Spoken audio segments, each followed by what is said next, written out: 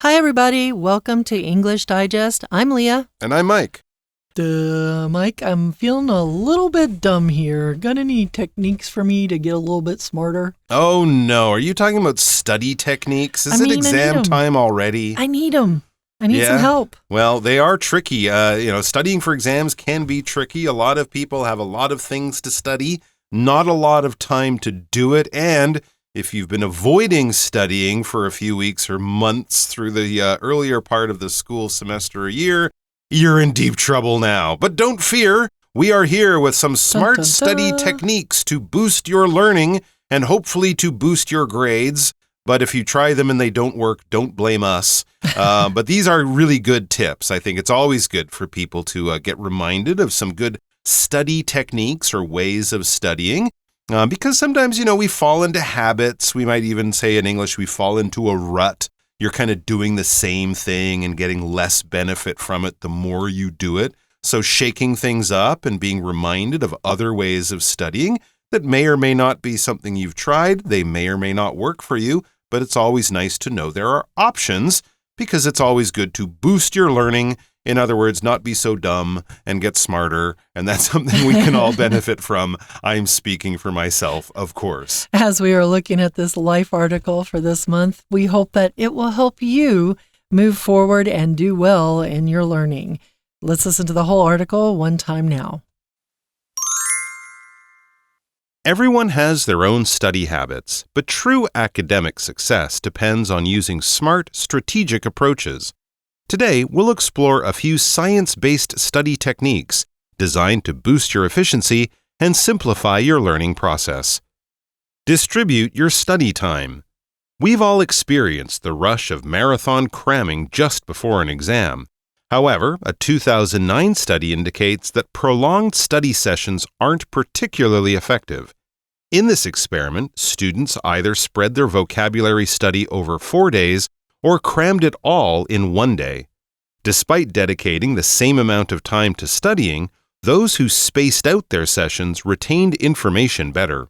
Therefore, effective schedule management is crucial. Plan precisely and realistically how much time you'll spend on each subject and task to ensure you complete your studies before exam time. Mix your subjects. Another smart tactic is to mix things up. Studies indicate that studying multiple subjects each day is more efficient than focusing on just one. By covering a bit of each subject daily, you can prevent the boredom often caused by studying the same subject all day. Mixing subjects also keeps your brain engaged, which in turn aids in retaining information and maintaining focus. Moreover, it reduces procrastination. Rather than facing hours of math on Monday, you can tackle 30 minutes daily, making the task less intimidating. Practice makes perfect. The more you practice, the better you get. That's a fact. A 2013 study found that students taking practice tests for several weeks outperformed those who stuck to their usual study methods. This highlights the importance of regular review and practice to master any subject. Regular repetition not only builds confidence, but also helps us retain important details. I love how the title says we're going to boost our learning. That's right. We're going to make it much better very quickly. You can boost your height by wearing high heels. Men or women could do that if they wanted to. Guys have those shoes that have a bit of a heel on them. You can boost your height. You can boost your learning by using study techniques. That's what we're going to do today. Absolutely. You can get an energy boost from having a nap or maybe a cup of coffee. And they say, of course, if you exercise regularly, you'll notice a boost to your energy, an improvement, often a sudden but noticeable improvement in some kind of ways would be a boost. So let's improve our learning with just a few simple steps with these great study techniques. It says everyone has their own study habits, but true academic success depends on using smart, strategic approaches. Okay, well, everyone has their own study habits. I would put a qualifier on there. students. Every student has their own study habits. I'm not sure the rest of us who are no longer in school are still studying in the same way, but even in school, yes, I admit I had my own study habits, not always the best, but true. So you have your own way of preparing or, studying for exams, sure, of course, but true academic success, being really successful in school, depends on using smart, strategic approaches. Okay, well, using a smart approach is always good. That means it's intelligent, it's been thought through. You're not just doing the first random thing that comes into your mind. You're following, proven advice, in other words. And something strategic is sort of like a plan with a very defined goal. All right, so often when we talk about the strategy, we're talking about our goal, what we want to do. The tactics might be how we actually do it. Okay, so if your company has a strategy of boosting sales by 25% this year, that's your goal. And then the strategy and the tactics would be how do you actually reach that goal. So here we're going to give you some smart advice, some good advice, and also some ways you can take what you're doing now, but do it in a more effective and intelligent way. And that's what it says. So what will we be doing today? Well, today we'll explore a few science-backed study techniques designed to boost your efficiency and simplify your learning process. Okay. Going back to strategic just quickly, I remember taking the SAT when you wanted to go from high school into college. You had to take the SAT. And they always said, if you don't know, choose C, because you don't get punished on the SAT for answering incorrectly. So you should choose C. These are those little strategic methods you might have. If you're at the point of guessing, then you might use strategy to guess. And they said by percentages, C was the one that was most commonly the correct answer. So choose C. Really? Yeah. Okay. Yeah, I don't know if that still holds these days. Not I think sure. it's probably changed over the years since they know that people had that strategy. But science-backed study techniques, I wonder what that's going to be. I see some here. Distribute your study time, mix your subjects, practice makes perfect. And they are designed, they are created, they are thought about and written down about to boost your efficiency and simplify your learning process. We talked about boost. You can also boost your earning potential by going to school and completing a degree where maybe you will then come out and be able to get a good job that you couldn't have gotten if you hadn't boosted your potential by finishing your degree. Simplify just means to make more simple, to make easier, to make it something that is easily within your grasp. One of our first tactics, or as you mentioned earlier, or strategies or techniques is to distribute your study time. So split it into different areas. We're going to go into that. It says, we've all experienced the rush of marathon cramming just before an exam. Oh, yes. Definitely have done that. It's probably my favorite thing to do. Marathon being a very, very, very long race that you go through. Here it's talking about a very, very long period of time that you fit in, very, very long study session that you're going to do in a short period of time. You're cramming a really long session of studying into the last little bit of time before you have your exam. Cramming is talking about shoving it in. You're trying to shove that information into your brain. You can cram different things into your luggage to make sure, you don't forget your swimsuit, your shoes, your sun cream, your sunglasses. You might cram it all into your bag. Here you're cramming information into your brain. And a lot of times, right before an exam, you might just really spend all those last hours, every single second, shoving information into your brain. However, that might not be so good. Absolutely, that might not be so good. It says a 2009 study.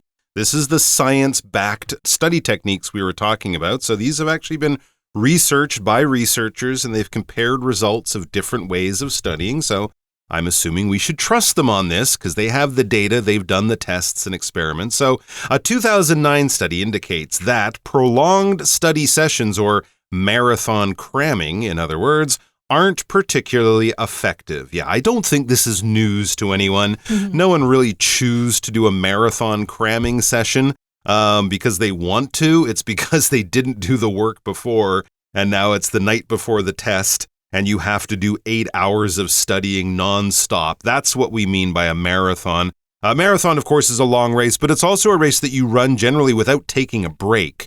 right? So it's not spread out over a week or something like that. We don't call the Tour de France a marathon, Nope. Although it is a long race, but it's a long 3-week race. A marathon, though, as you know, is people running nonstop for 2.5 hours, that kind of thing. So a prolonged study session right before the exam, that would be marathon cramming. A session is just kind of a period of activity where you do one thing. Okay, it could be a study session. You could have a marathon movie session during the last typhoon.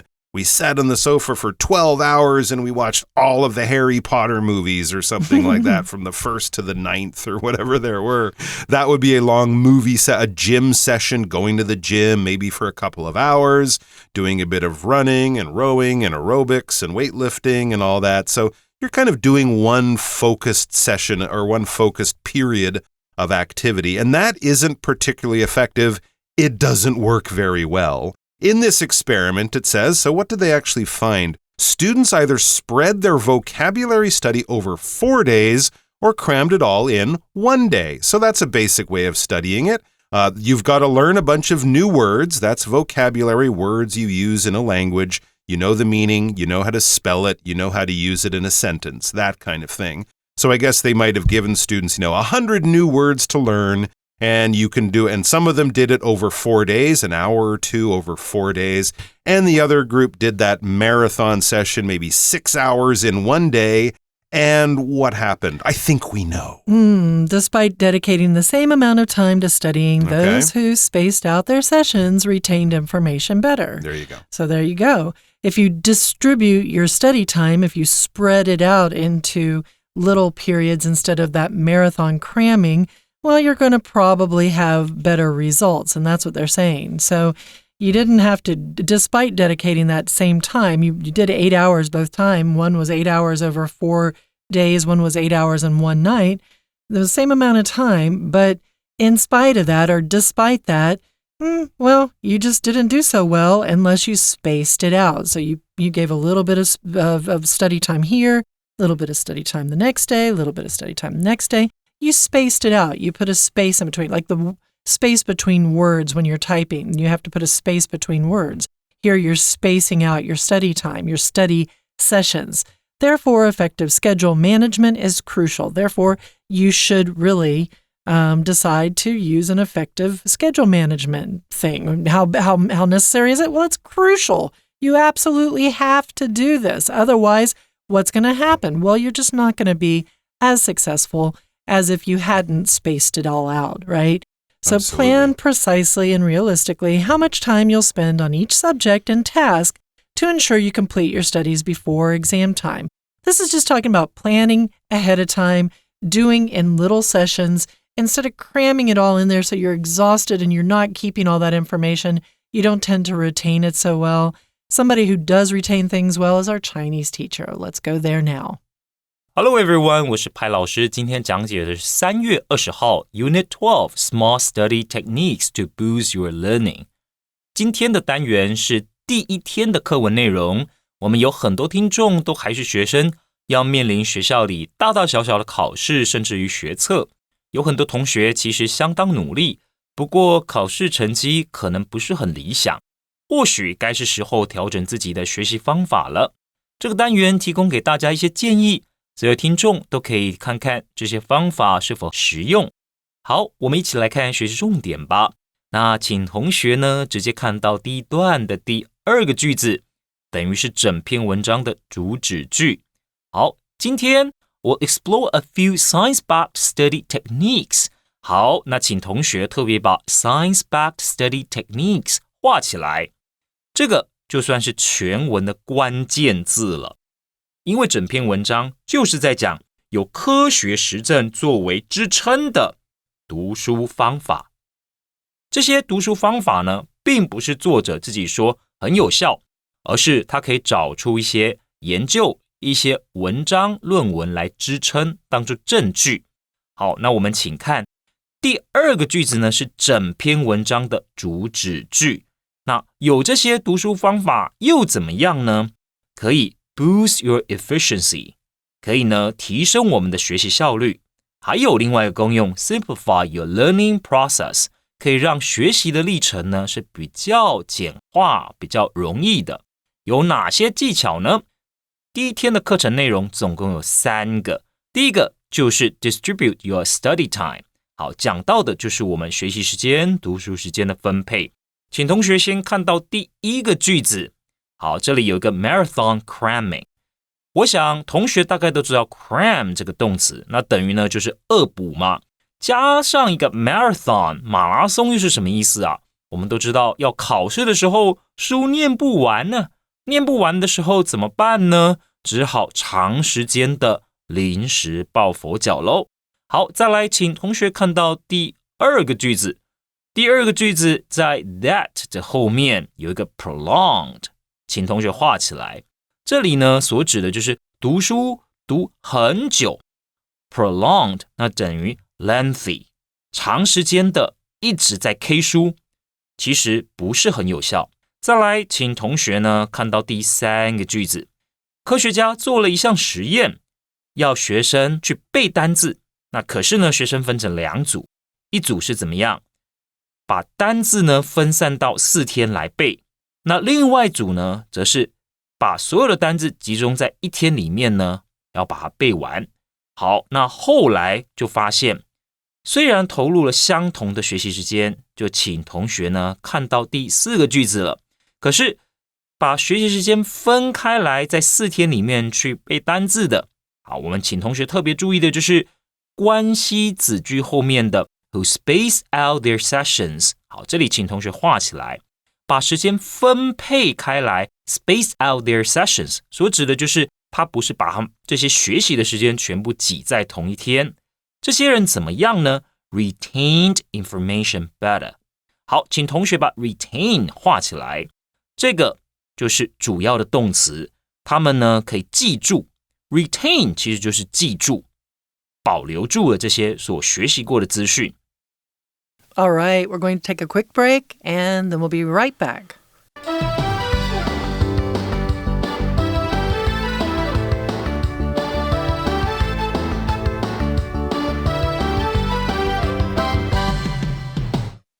All right, we are back with super effective study techniques that you should use to boost your learning. We've already learned about distributing your study time. We would also maybe put this under, as they mentioned, schedule management, task management, time management. Don't leave things to the last minute. Plan a little bit. Start them early enough to give yourself plenty of time, maybe even a bit of extra time. And that way you will learn things much more effectively. I mean, I think cramming has been proven to know it can work. You can pass the exam, but then you'll forget everything the next day. I'm a crammer. Yeah. So, I mean, that's okay if your only goal is to study is to pass the test. But if you're actually there to learn stuff, which I think is the main goal of education in schools, then cramming is not really going to help you. It's sort of like filling your body up with junk food that's going to leave you hungry 3 hours later, that kind of idea. All right, here's another good one. Mix your subjects. Ooh, I like this because, boredom is one of the things that we see the word there, but that's one of the things that makes studying so hard. It's boring. So let's read what it says here. Another smart tactic is to mix things up. There you go. So this is a smart tactic. We could also say it's a smart strategy. But a tactic is basically an action or a strategy, and it's kind of designed to be effective. So this is how you do it. You have that goal. Your tactic might be a sort of very well planned out, thought through method, the actual actions you will be taking. But in many cases, we can use tactic and strategy in kind of a very similar way. So this is just a smart way of doing things, or a smart tactic. Mix things up. Studies indicate that studying multiple subjects each day is more efficient than focusing on just one. It's amazing how many of these sort of have a parallel in the gym, right? It's also good. Don't go to the gym and just ride a bike for 4 hours every to day. Lose weight. Go to the gym and ride the bike for half an hour and then lift weights for half an hour and then, mix it up because it's much more effective for your body and it turns out for your mind when learning things. So study multiple subjects or do multiple exercises at the gym. Same kind of idea. Multiple meaning more than one, all right? So don't just do one subject. It's not Monday is math day, Tuesday is English day, Wednesday is science day. No, do math in the morning and then a bit of science before lunch. And then after lunch, do some English and some history, multiple subjects or multiple areas of study, multiple topics, we might also say, each day. That is more efficient and more effective than focusing on just one. Don't do only one thing. It's not as useful in the long term. By covering a bit of each subject daily, you can prevent the boredom often caused by studying the same subject all day. It's so boring. Boredom. It is boring. So sometimes. boredom is the state of being bored. You're just in a state of boredom. Something that's really, really not interesting to you is very, very boring. Something that makes you practically want to sleep might bore you to death, we say. It won't actually bore you to death, but figuratively will bore you to death. But if you just do a little bit of each subject daily, maybe 45 minutes of math, 45 minutes of science, 45 minutes of English, 45 minutes of Chinese, like that, you stay a little bit refreshed is what it's saying. Right as you're getting bored, what might happen is that your eyes open back up and you're like, okay, now I can study something else. Mixing subjects also keeps your brain engaged. Engaged meaning clicked on, switched on, not shut off and going, I wish I were in a field of flowers talking to myself, which is a weird thing to do, but that's what happens when you're in a state of boredom. So instead, you want to keep your brain engaged by mixing subjects, which in turn helps in retaining, keeping information and maintaining focus. You want to retain that information. You want to be able to talk about it 3-4 months down the road. What information? Well, the information that you're about to be tested on, that you're supposed to know, the things you need to learn, and maintaining focus, keeping focus. Moreover, it reduces procrastination. So it gets rid of that feeling of like, I don't want to do this. If you procrastinate, you put off doing things that you know you have to get done. I am a queen procrastinator, which is probably why I do marathon cramming. Yes, I admit it is not a very effective way to go, but it is definitely who I have been historically. So I need to reduce my procrastination. I need to get over putting off until tomorrow what I can do today is what we say, right? If you procrastinate, you put off things.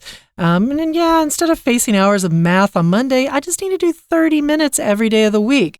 So then it doesn't become such a daunting, scary task. It's something that you feel like you can really accomplish. And it feels a little bit less intimidating, which is something that it creates fear inside of you. The thought of studying math all day is very fear-inducing. But if you think of studying math for 30 minutes, you're like, I can do this. It doesn't scare me so much anymore. It doesn't create fear in me. It doesn't intimidate me. And of course, in that way, you're also following our first of advice. You're distributing your study time, exactly. Right? That's kind of what it was saying there. Do a little bit each day. It's a lot easier than doing it all the night before the exam. And yes, if it's intimidating, it's frightening, it's scary, it makes you go, I don't wanna.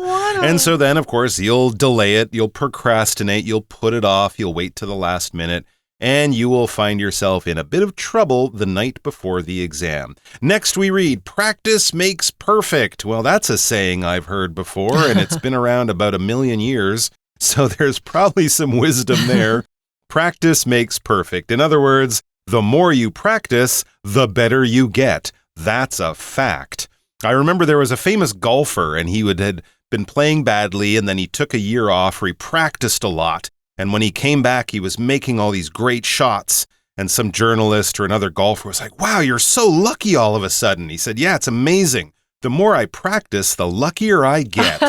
Of course, it's not luck. It's just practice. He put in the hours. He put in the time to get better. And if you do that consistently, you will get better. A 2013 study found that students taking practice tests for several weeks outperformed those who stuck to their usual study methods.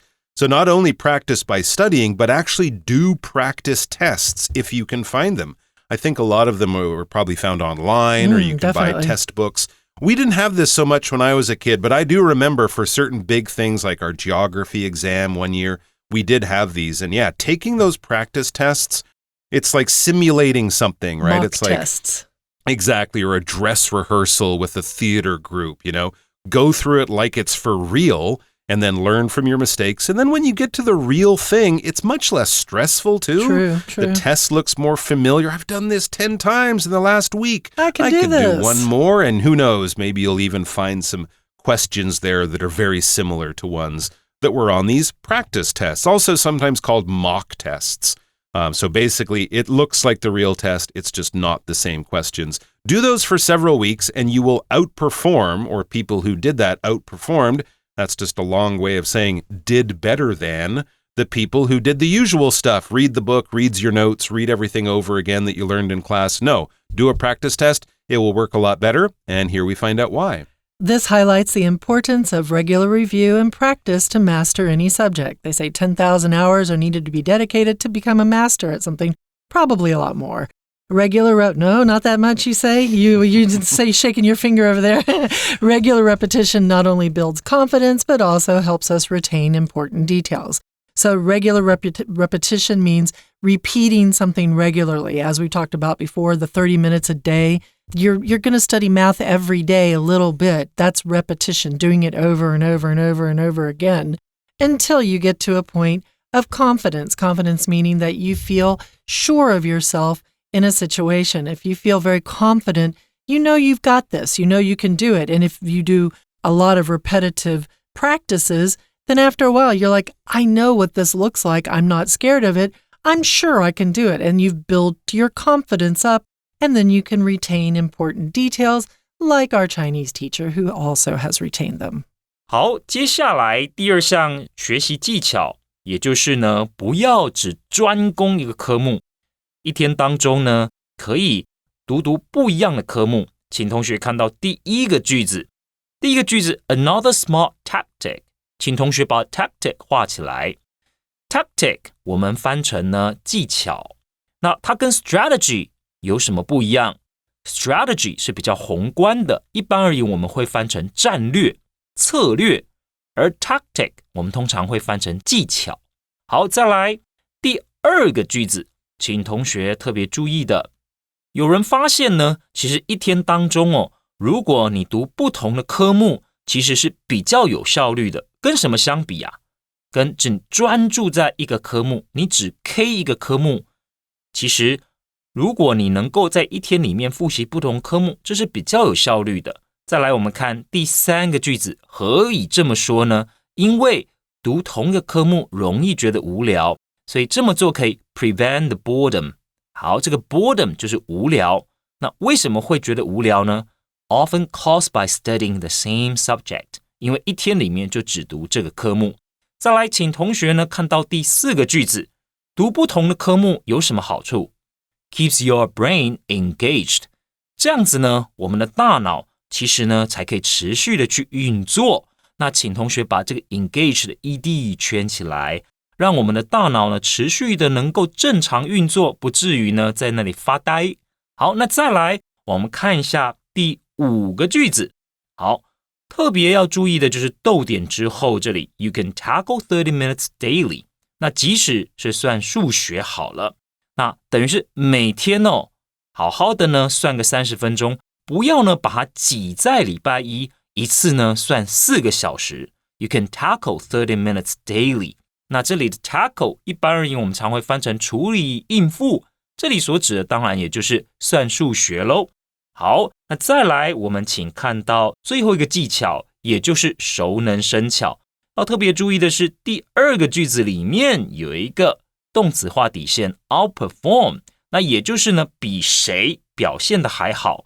A outperforms B， 那就表示 A 表现的比 B 好。好，以上就是我们针对这篇课文内容第一天内容所做的中文讲解。 See you next time.